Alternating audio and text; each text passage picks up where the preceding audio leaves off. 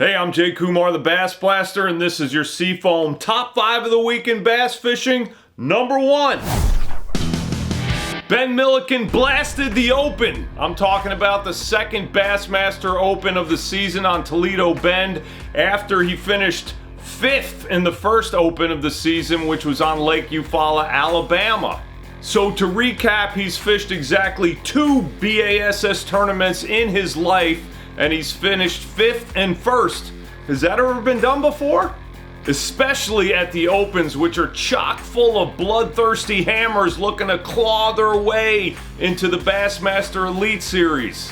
Now, Ben is known as a big bass guy, and it is a fact that he used to drive from his native Nebraska all the way to Texas just on the weekends between work weeks to fish for the bigs. And eventually, of course, he moved there and made fishing for big fish not just an obsession, but a profession.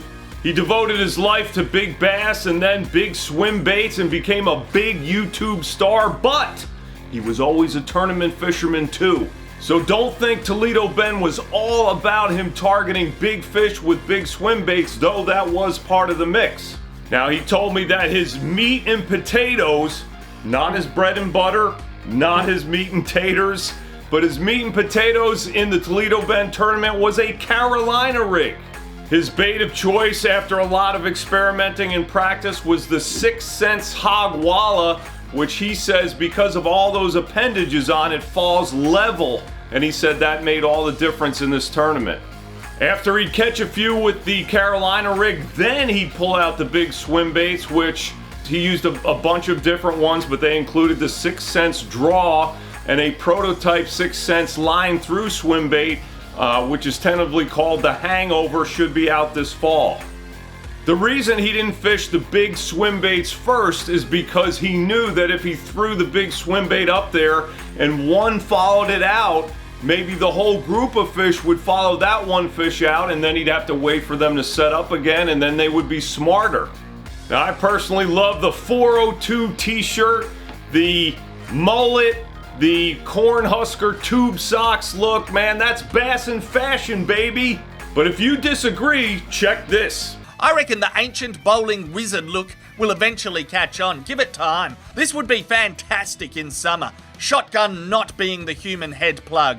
This one is confronting. It's like 2 overgrown leeches mating violently with a ginger man trapped between them. So high fashion is dressing a pretty girl like an ancient old man bowler, a walking pool, and 2 giant leeches? Forget about it. Keep on going, Ben. Number 2.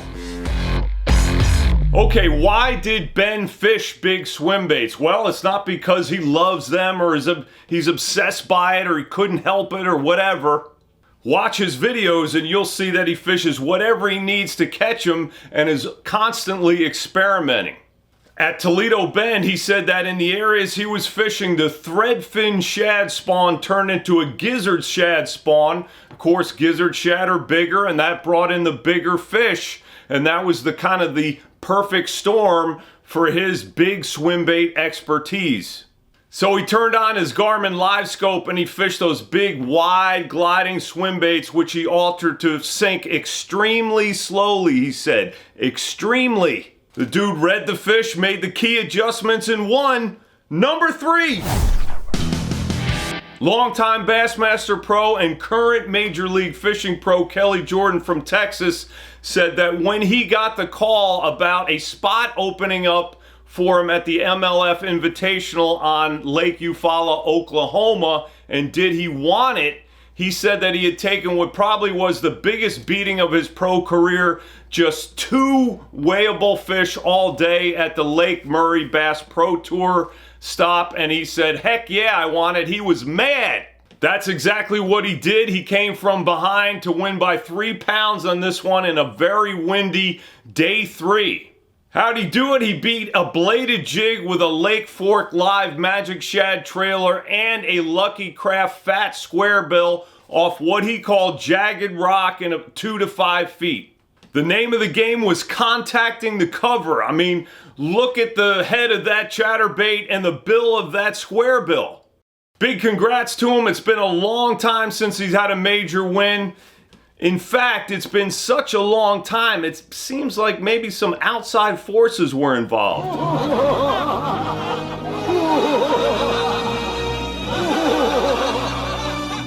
Alright, just kidding. Kelly said the good Lord blessed him. No doubt, man. Number 4. Now, Kelly said his crankbait was chartreuse with a green stripe and brown back, but to me and a lot of other people, that crankbait looks yellow. And it wouldn't surprise me if the bass thought so too, because to me, yellow is one of the most underrated colors in bass fishing. I looked and found only a yellow Zoom trick worm, a Berkeley power bait grub, a yellow magic popper, a Spro frog, and a Booyah pad crasher frog, and that's it. Why? We have tons of merthiolate and other orange-red colors like fire craw. We have a lot of pink baits like of course, the Rapala X-Rap and Hot Pink. Why not yellow? Think about it. Frogs, tadpole, snakes, turtles, newts, and other stuff can have yellow bellies. Same with birds. For bait fish, we have the yellow perch up north. Shad can have that subtle yellow stripe that's mimicked by the sexy shad color. And bluegill often have yellow bellies. Man, even bass can have a yellow tinge to them sometimes. So what do you think? More yellow? Would you fish it? Number 5. Video game fishing. Ever since forward-facing sonar got popular the last couple of years, a lot of people have been using that phrase, and mostly not in a good way. But let's go back in time a little. Check this quote from pro Kota Kiriyama. It was like playing Super Nintendo. I would see the bass on my graph and let the drop shot sink straight down. I'd see the fish on the graph, drop the bait, and just watch the fish come up and eat. Now you're playing with power, superpower. So is that what the hate's about with forward-facing sonar? Because Kota said that in 2008, otherwise known as 15 years ago, way before forward-facing sonar was even a thing, and he said it when he won the Bassmaster Elite Series event on Lake Erie, doing exactly what he said. And not only that, every guy who finished high along with him was doing the same thing. So what changed? I would say only the direction of the beam. Forward-facing sonar has already given us a new understanding of the fish and of some baits, and new baits, and new ways of fishing, so what's not to like? That's just how bassing has always been, man! Alright, let me get back to it. Alright, that's all I got for you this week. Thank you for watching. Thank you, Seafoam. Go to BassBlaster.com or .rocks to sign up for the juicy Bass Blaster email. See you next week. God bless you.